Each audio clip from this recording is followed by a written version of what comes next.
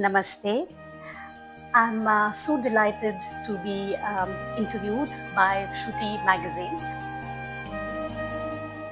I began my journey of dance at the age of 5 with Bharatanatyam, and I started learning from my mother, Guru Bharati Shivaji, who has come to become synonymous with Mohiniyattam, owing to its being singularly responsible for its revival and reconstruction and propagation of the dance form, and of course, putting it being solely responsible for putting it on the national and international map. I started with Bharatanatyam, and I also began learning from her guru in Bharatanatyam, Guru Lalita Shastri, one of the 5 apostles of Kalakshetra. So it was Bharatanatyam in its most pristine form, if I can say that. So, and then I also learned music, Carnatic music, classical music, vocal music from my grandmother, Shankari Krishnamurthy, who just turned 100 1 week back. She is a disciple of the great Guru Maharajapura Vishwanatha Iyer. We also, my mother and I, learned Hindustani classical music. My mother belongs to a family of musicians and of Bhagavad Mela tradition in Tanjore, Shalimangalam, for over 300 years. So my grandmother, besides being a Carnatic singer, Shankari Krishnamurthy, also acted in theatre. So perhaps it sort of skipped a generation because I also got into acting in sort of a little later in my life, but I also act. And I think my inspiration clearly comes from my grandmother.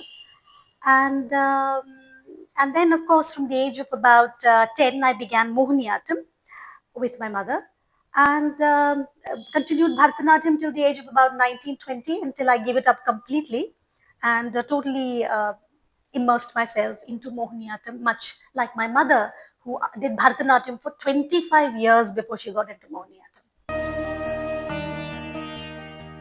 Right about the time when I was 10 years old, my mother's tryst with Mohiniyattam began. And of course, being Tamilians, it was a very different culture for my mother and for me. And but somehow she was very, very drawn to this classical dance form from Kerala. And initially, I really didn't think much of Mohiniyattam at all. In fact, I found it very slow and very boring. And I was really happy to do, all these racy jatis of Bharatanatyam and just blaze away on stage. And I just loved the spirit of Bharatanatyam.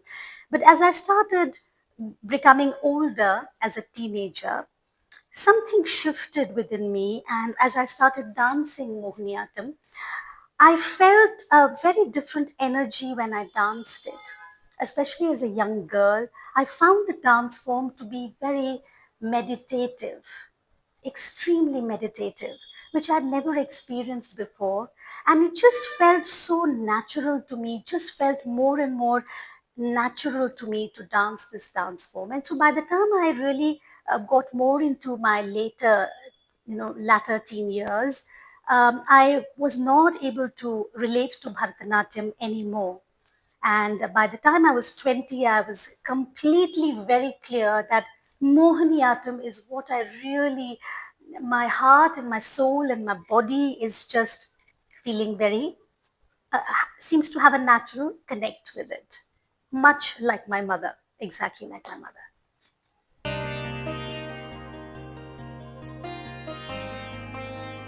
I feel very fortunate that I started performing with my mother from, of course, a very young age, but also from the age of 12, I had the unique blessing and opportunity to perform all over the world from the age of 12 and travel to countries and perform where they'd never ever seen a foreigner, perhaps, countries like countries where I've performed on my own, like North Korea or really remote parts of USSR, and it was greatly enriching. And I think the traveling, the exposure, the international exposure that I began to have and imbibe from a very early age, I think that has also played a very big role in impacting and shaping my sensibility and my very approach to Mohiniyattam. It was always, I always had a very open mind And I developed a very eclectic sort of taste in the arts, in music, which is why I've been so inspired to dance Mohiniyattam to very diverse, multicultural, multinational music. And I think the greatest advantage for me is because I have such strong roots in Carnatic music, which I learned from my grandmother. It was shoved down my throat. But I'm so grateful for that because it enabled me to have develop a very intense and a very deep understanding of music, including world music and other forms of systems of music. So that I was able to use to a great advantage with Mohiniyattam. And as for inspiration, I've always had a very open mind. I think the number one thing is to have an open mind because if we have a closed mind, we cannot attract various sources of inspiration that we might otherwise come across, whether it's music, whether it's a concept, whether it's an artist, or a collaboration, or a culture, or a cause. So I think the first and foremost thing is to have an open mind.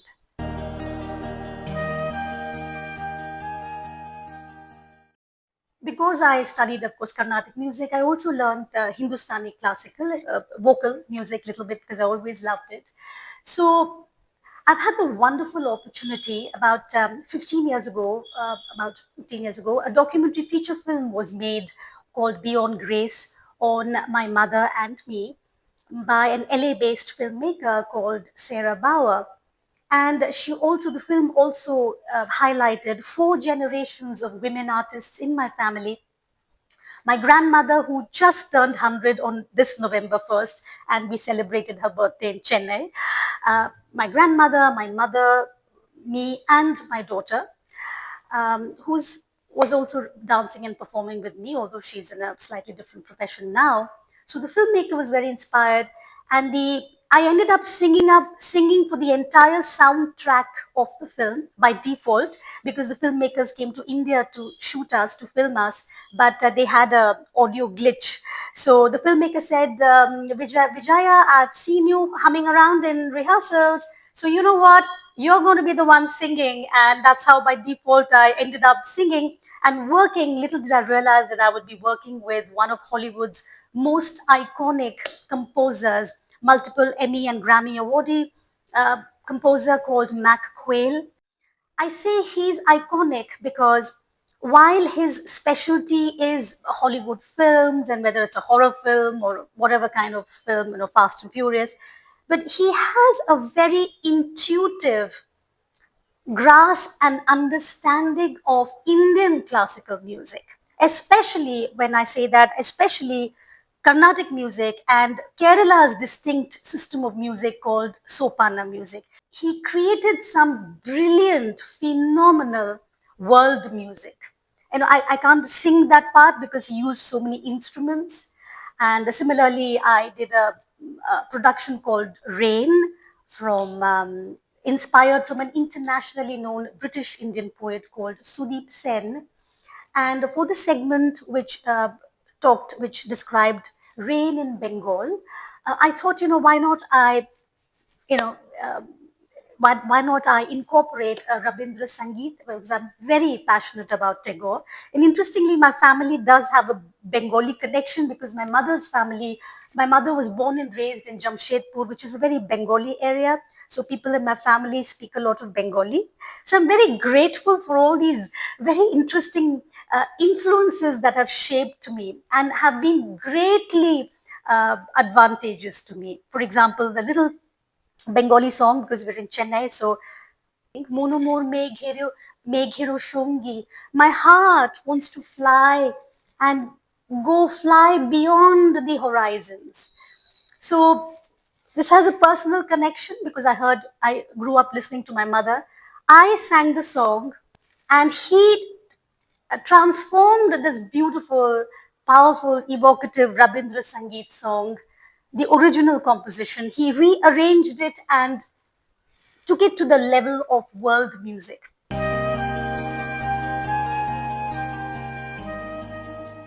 So, what's been very interesting to me is over the many years to share these very sort of radical and one of a kind collaborative work with audiences in India, especially in a more conservative setups like Bangalore. In fact, I just performed there 4 days ago, the International Center, Bangalore Center, and I presented some of my very innovative work, which involves world music.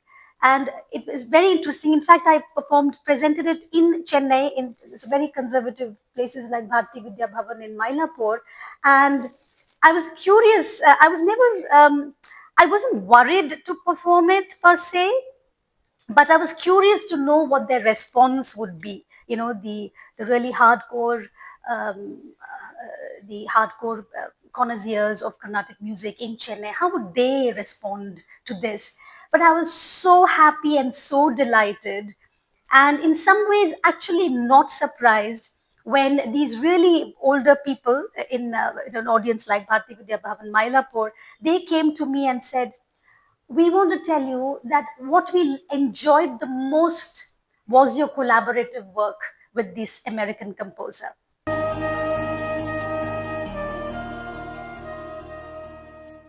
For any kind of innovation to happen, whether it's dance, music, or industry, or whatever, the most important requisite is that the foundation must be very strong and sound. If the foundation is not strong and sound, it's just going to be inevitable disaster. In my case, I feel extraordinarily blessed that growing up with a guru like Bharati Shivaji, who also happens to be my mother, breathing, eating, sleeping, dreaming Mohiniyattam from a very early age, and being not just a witness to the entire process of the reconstruction, revival of this dance form, her giving it a new lease of life, being singularly responsible for putting the dance form on the national and international map. Not only being fortunate to witness it, but to actually actively dance it from a very early age of 10 and 12. And I don't know, there are how many disciples who can say that their journey of the art form is parallel to the journey of their guru. By that I mean, my mother's journey, when it began in her early 30s, coincided with my own journey of Mohiniyattam. So, how blessed am I that our journeys span over my journey of Mohiniyattam spans as much as hers, which is about 45 years. Mohiniyattam is dance of the enchantress. It is dance of the divine enchantress. It's not an ordinary woman. This is not just a dance of allurement or enticement. Vishnu is not an ordinary person, for heaven's sake. So we are talking about the divine feminine. This is not a dance of seduction. What is the inner meaning of Mohiniyattam? It means to lure one from lust to higher consciousness. It is not a dance about seduction. This, the Mohiniyattam dancer needs to understand first and foremost. Just being somebody from Kerala, or let's say, being a Malayali dancer from Kerala does not suffice at all. You can be from Brazil, you can be from Algeria, you can be from Kerala, you can be from Tamil Nadu as I am. The most important thing is to have a very clear and sound understanding of the essence and spirit of the dance form. Then comes the technique, because the technique hinges on the spirit. So this is what I try to teach students.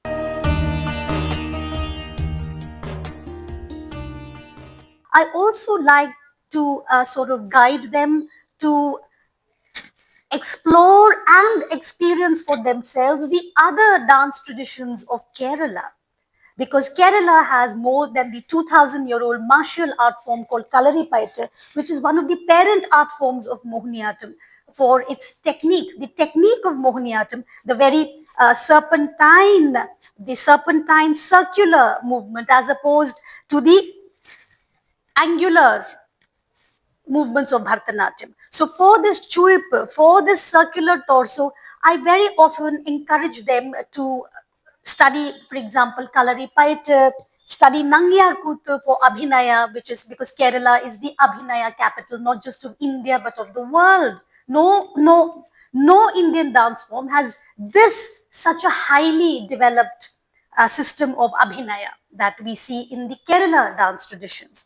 especially like Kudiyattam and Nangyar Kuttu, obviously that has also influenced Mohiniyattam in a very big way. So here we are talking about a dance form, Mohiniyattam, which is so rich in technique owing to the Kalari Paita influence, so rich and unparalleled in terms of Abhinaya compared to all other Indian dance forms. And lastly, I want to say that I also like to interpret the dance form as a very powerful expression of femininity that every woman across the globe can relate to, not just an Indian or South Indian woman. And that the dance form is very healing, therapeutic, and empowering because I've worked with a lot of healers, therapists, and Tai Chi masters. And they have all felt that the technique of this dance form is a lot like Tai Chi and it is very energetically restorative for women, especially women who've been through abuse, who've been through trauma. So I also highlight that. So therefore, its relevance to women in present times is phenomenal. So the traditional costume of Mohiniyattam is the off-white and gold, which I think is so unparalleled. Oh my God, when you have off-white and gold, you really don't need any other color. It is so pristine and so powerful and the ultimate symbol of divine feminine. But having said that, I've experimented a lot with costumes and it's been so much fun because, for example, my first choreography that I did about 30 years ago, Uni Archa, inspired from a real life woman who lived in Kerala about 400 years ago, an expert in Kalari Paita. So I innovated with the costumes and jewelry and all of that, and so that we could lift our legs, and because she deals with miscreants, and she's sort of a very strong, physically powerful, physically and mentally. So it was a very far cry from the very delicate movements of the Mohiniyattam technique. And then another production I did, Swan Lake, which I am feel so blessed about. That also we innovated because I wanted the costume to be very evocative of Western ballet because we're talking about Western classical music. So then you don't want the Kerala Toru and the, I didn't want that. So we innovated to bring it as close as possible to the Western ballet costume. And in fact, the costumes were greatly noticed by the critics and connoisseurs in Delhi and India. And in fact, they all wanted to work with the tailor, with the designer that I worked with. And so that happened. For my Bengali production, Durga Puja production inspired from Durga Puja, I incorporated red into the costume because red and white are very sort of Devi colors, the divine feminine. And with the costume, for example, we added a red pre-stitched pallu because then we looked like, Bengali women when they do the Durga Puja. I am very passionately involved with women's empowerment and how a dance form like Mohiniyattam speaks so powerfully to femininity and to women's empowerment. So that is something that probably sets me apart, the way I perceive the dance form and the way I interpret it and the tremendous potential that I saw in the dance form very early in my life in a way that has perhaps never been seen, which is why I was able to do such diverse collaborations because I always felt from early on that the technique of the dance form is so powerful and it has such tremendous infinite potential that it can lend itself to both traditional and contemporary and other world cultures. That is the potential of the vocabulary of the dance form. I think that's something that is my USP for sure.